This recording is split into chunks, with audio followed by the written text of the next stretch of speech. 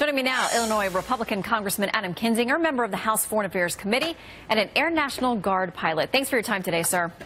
You bet. Thanks. Okay, so what do you make of the president's statement about how ready we are for this fight? Secretary Mattis said the same thing when he was asked about what comes next, saying we are ready.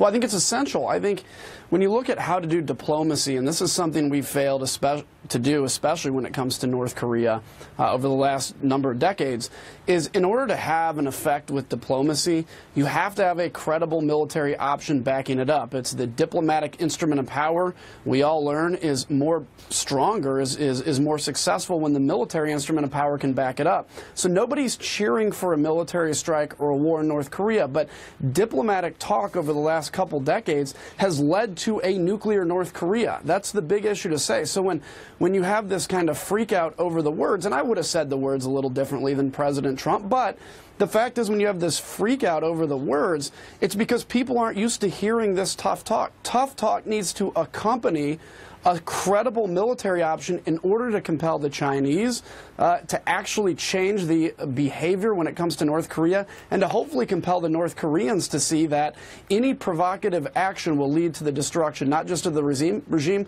but Kim Jong-un will lose his life, and that is the thing he treasures most. So we have the United Nations unanimous sanctions package now, the toughest ever, and we've talked a lot about how it's not just about that vote, but it's about getting people to enforce it. Of course, China is key. They voted for this, but they're going to be a key player in seeing how it plays out in reality.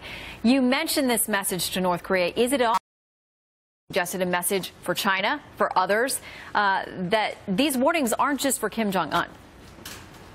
Yeah, absolutely, because so right now China has this calculation that North Korea, as annoying as they may be, is actually basically the buffer state against a west-oriented Korean peninsula, which they see as a bigger threat.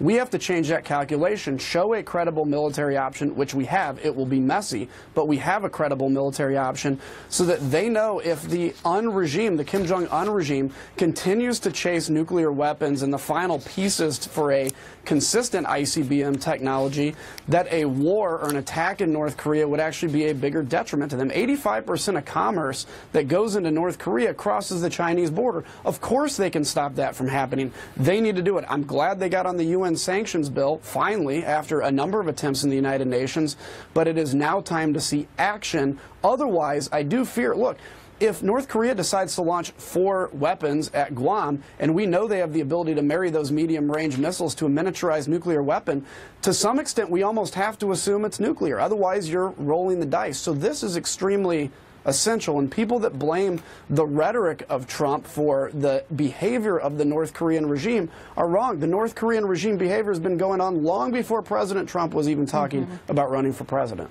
And to that end, I want to ask you about a piece that was written by former UN ambassador, our ambassador to the UN, Susan Rice, former national security advisor in the New York Times, saying this: history shows that we can, if we must, tolerate nuclear weapons in North Korea, the same way we tolerated the far greater threat of thousands of Soviet nuclear weapons during the Cold War. Your reaction? Well, let's say you believe that for a second, which I do not. But let's say you believe that you're trusting Kim Jong-un is going to act responsibly with his nuclear weapons, and you've just given permission by saying we can live with this, we can accept it, for Iran after the nuclear deal's up. Nuclear weapons, or break the nuclear deal and build nuclear weapons. South Korea is now going to demand them. Japan's going to demand them. Any other rogue regime, not just our allies, rogue regime that decides they want to chase them. How do we ever enforce the nuclear non-proliferation treaty when we've just said it's actually okay, we can live with North Korea, we've been bluffing for 20 years? Quickly, I want to ask you about the word that a bomb plot, there were materials sent from Turkey by air cargo to Australia with the hopes of blowing up a flight out of Sydney. That was foiled for any number of reasons, but how worried are you that ISIS and its bad actors are able to ship things around the planet that we may not know about for a plot somewhere else coming up? Well, I think we always need to be worried. We always need to be cautious. What I say to people is don't stop flying on airplanes. Don't live in the basement. You know, enjoy your life. We're safe. We're in the greatest country in the world that can defend us. But as ISIS has lost territory, they're shifting to an al-Qaeda type approach, which is they don't necessarily need territory because they can't hold it anymore. And now they're going to go to these kind of long-range terroristic strikes. This is a war, I hate to tell you, it's a war we're going to be fighting probably for the rest of my life. And so it's defeating them militarily, but also working on that next generation to deprive ISIS and al-Qaeda of their recruits. All right, Congressman Kinzinger, always glad to have you with us on America's Newsroom. Thanks. Anytime, thanks. 20 minutes.